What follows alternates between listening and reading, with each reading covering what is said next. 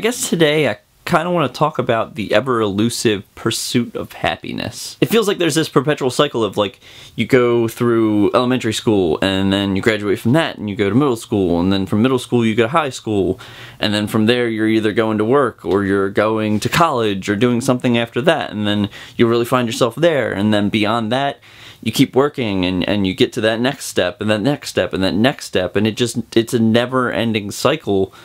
And ultimately, it's just a carrot on a stick in front of you, and you're just chasing this thing. And it's something that's just dangling in front of you, and you never get a chance to grab it. As if you're going to be walking down a hallway someday and just see a sign that says, happiness this way, with an arrow pointing in a direction. And then you're like, oh, well, I'll just follow this. Or you go to the store one day, and there's a box, and it's marked happiness. And then you buy it, thinking that's what's going to be inside when you take it home, and then you open it up, and there's actually nothing inside. I think a lot of people assume that people who are rich and famous and what we consider successful are really happy people. But my theory is, if you're not happy at the lowest points in your life, then you're not going to be happy when you're on top. I think self-improvement is a really important thing. I think that always trying to better yourself is a really good quality in anyone. But then you can fall into this dangerous trap of never being satisfied with anything that you do, ever. You're always your worst critic, and no matter what you do and how many times you do it,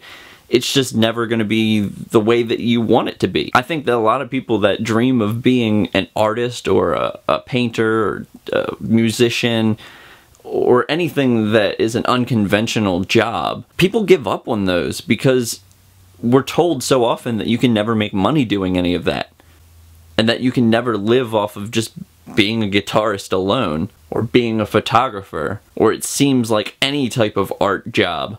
But I think what really helps me get through things is to look at it this way. Life is kind of like a map with no compass.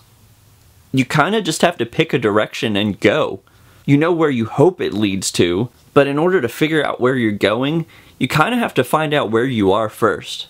And that takes a lot of trial and error. You're going to start down a path and then realize that this isn't really what you want to do. You're going to find out that maybe this isn't where you want to go in life. And sure, you'll see lots of signs and directions from people that have traveled the same path before, but that doesn't necessarily mean that that's going to be the right path for you. Just because it worked for someone else doesn't mean that that's the path that you need to follow. And everyone's always trying to find the shortcuts in life. What's the easiest way to get fit and thin? What's the easiest way to succeed? How do I get so much money that I don't have to worry about it anymore? And everybody just keeps lying to themselves, saying there's gotta be an easier way. And the truth is, as stupid as it may sound, life is hard.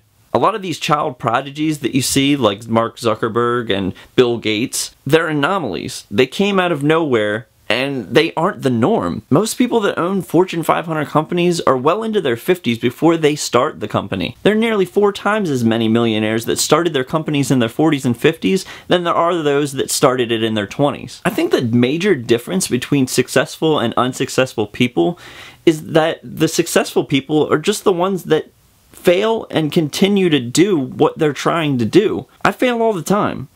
Or at least what I consider failures. Not everything that I create that I put on YouTube am I particularly proud of. Oftentimes I'll render a video, watch it, and think, well, that probably could have been better. I probably could have done a better job at that. But then again, that's a good thing because that tells me what to do next time. A lot of times you end up comparing yourself to other people. A phrase that actually makes me kind of okay with comparing myself to other people is a line in a song from my band How to Be a Hero.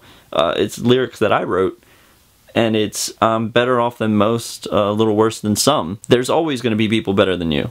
But at the same time, there's always going to be people that are worse off than you. And being successful is another one of those things that you have to decide what level of success you're willing to accept. Seeing success in one person is not necessarily success in another person. Success to one person can be getting married, having kids, moving on with your life, getting a job, doing all those things that normal adults do.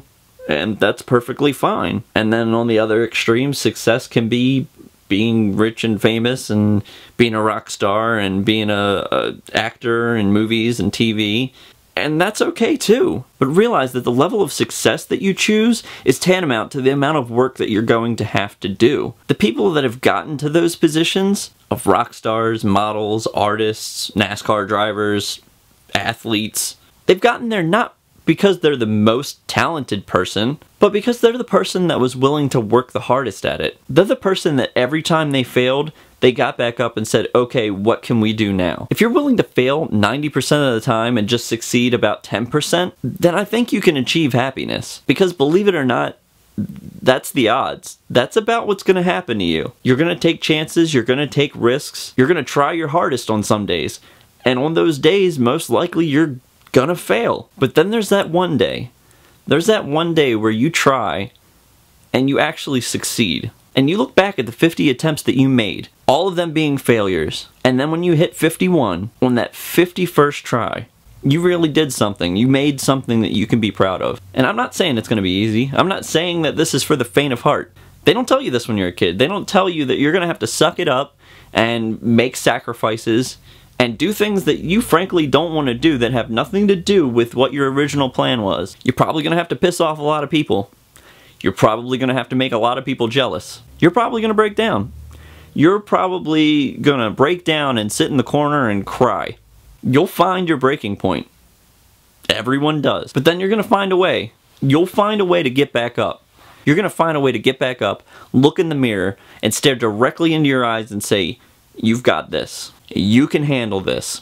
You can make this happen. And it doesn't matter how much help you get from anyone else. It doesn't matter if it all falls apart and everyone's against you. It doesn't matter if the world is caving in, but if you're doing something that you love, something that you're truly putting your whole heart into, something that you know in the end will make you happy, then you need to talk yourself up.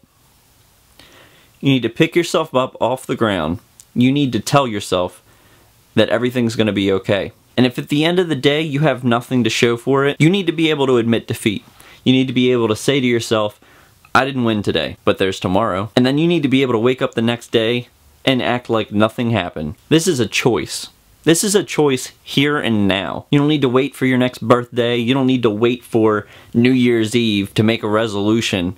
You don't need to say, oh, this is the new me. You don't have to say any of that. You don't have to preach that to the world. Because the only person that you need to impress is you. If you feel you need to go out and make a difference in the world and this is the only way that you know how, then that's what you need to be doing. If you found yourself and you know where you need to go and the steps you need to take to get there, then you need to take them. You need to start taking those steps and make it happen. Because there are no guarantees in this life. And if you're healthy enough to do what you need to do in order to succeed, then you need to start doing it immediately because there's no guarantee that you'll be healthy tomorrow. And yeah, you're probably going to get burnt out after a while. You'll probably do so much work that you think you have no ideas and that you have nothing left in you, that you have no inspiration and that you need to wait for something to come to you. But you're wrong. You're dead wrong. That's the moment that you need to push through the most. Because out of having zero ideas and zero inspiration, you can create something amazing. And maybe this is your 51st try. And the last 50 that were failures were just leading up to this one. And it's going to take time. But take the time that you know you need. But don't lie to yourself. Don't make excuses and say, but what if it's not good enough? I can probably do better if I wait till next week. You keep pushing things back and pushing things back. But you'll never know what could have been if you don't at least try. So in those moments that you just don't care and you don't feel like you have the inspiration to do it and you don't particularly feel like doing anything, I think those are the moments that some of the greatest things that have ever been created are made. So stop waiting. Stop waiting before you spend your life waiting. Just start doing.